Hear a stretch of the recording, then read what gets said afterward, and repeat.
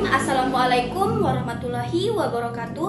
Halo semuanya, perkenalkan nama saya Irmawati dengan NIM 22351168 dengan dosen pengampu Dr. Ilianti Agus Mokondopit SE MSI. Teman-teman, pada kesempatan kali ini mungkin saya akan menjelaskan materi mengenai kompensasi direct dan indirect serta contoh dan hubungannya. Semoga penjelasan ini dapat dipahami dengan baik dan bermanfaat bagi kita semua. Baik, lanjut saja tentang apa itu kompensasi direct dan indirect. Secara umum, kompensasi dapat diartikan sebagai seluruh bentuk imbalan yang diberikan organisasi kepada karyawan atas kontribusinya dalam mencapai tujuan perusahaan. Kompensasi ini menjadi salah satu komponen utama dalam manajemen sumber daya manusia karena berpengaruh langsung terhadap motivasi, kepuasan kerja, dan retensi karyawan.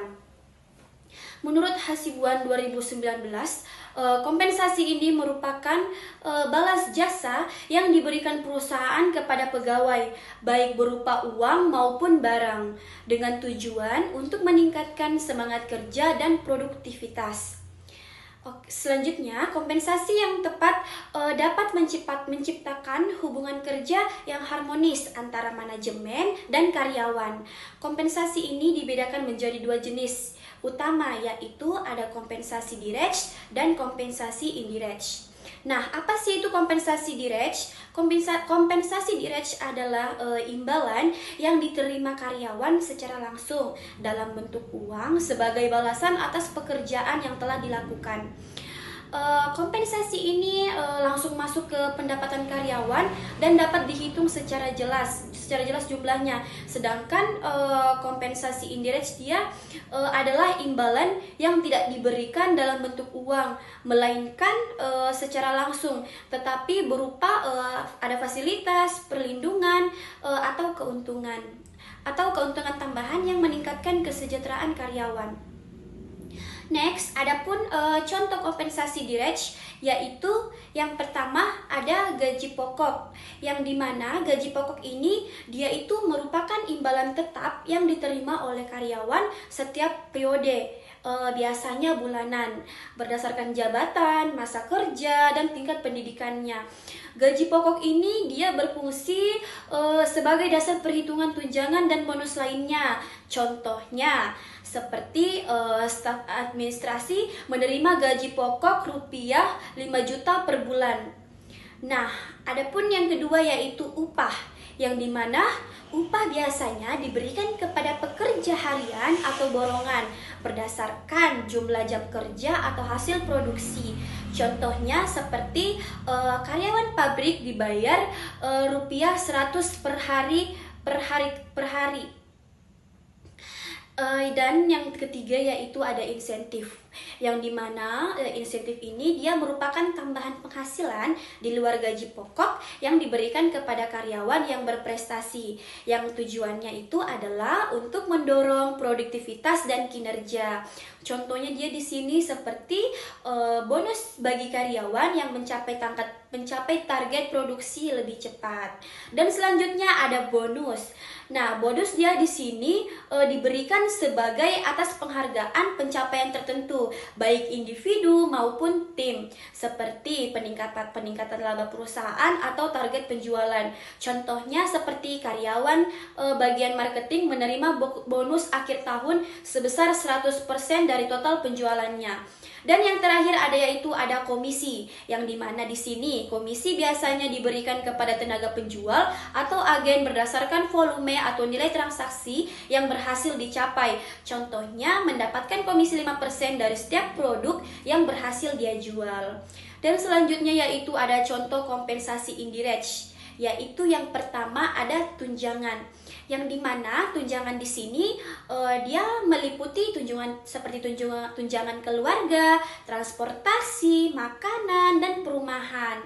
seperti karyawan mendapat tunjangan transportasi rupiah 500 per bulan, dan tunjangan anaknya rupiah 300 per anak. Dan kedua ada asuransi, yang dimana jaminan sosial termasuk jaminan kesehatan, yaitu BPJS Kesehatan, jaminan kecelakaan kerja, jaminan kematian, dan program pensiun.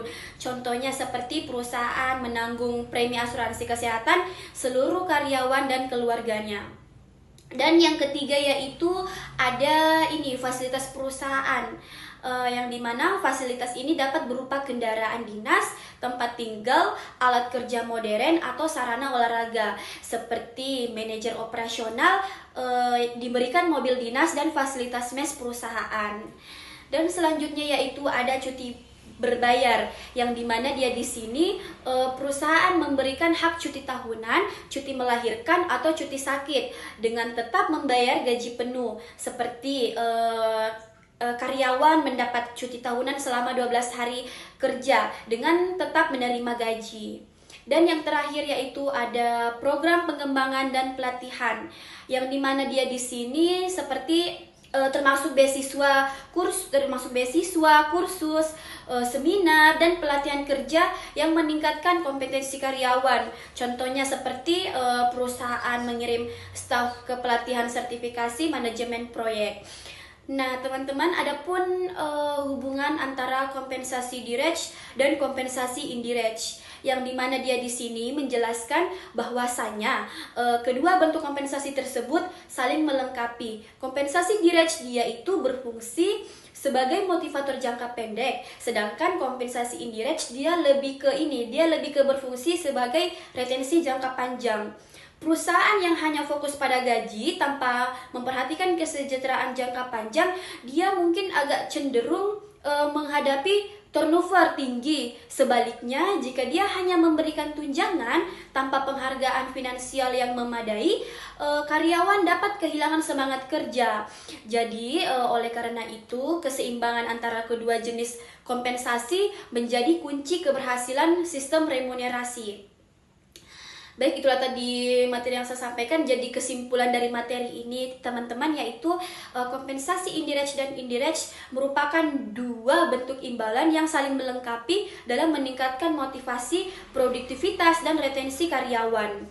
Nah, kompensasi direct dia memberikan penghargaan finansial secara langsung, sedangkan kalau kompensasi indirect dia menyediakan manfaat tambahan yang mendukung kesejahteraan jangka panjang. Keseimbangan antara keduanya penting agar perusahaan dapat menciptakan lingkungan kerja yang harmonis, minimalkan turnover, serta memastikan karyawannya lebih dihargai baik secara materi maupun non materi. Baik teman-teman, sekian materi yang bisa saya sampaikan. Semoga bisa bermanfaat. Kalau ada kekurangan dari materi saya, mohon maaf, dan sampai bertemu lagi dengan ucapan terakhir yaitu billahi fisabilil haq fasabiqul khairat. Wassalamualaikum warahmatullahi wabarakatuh.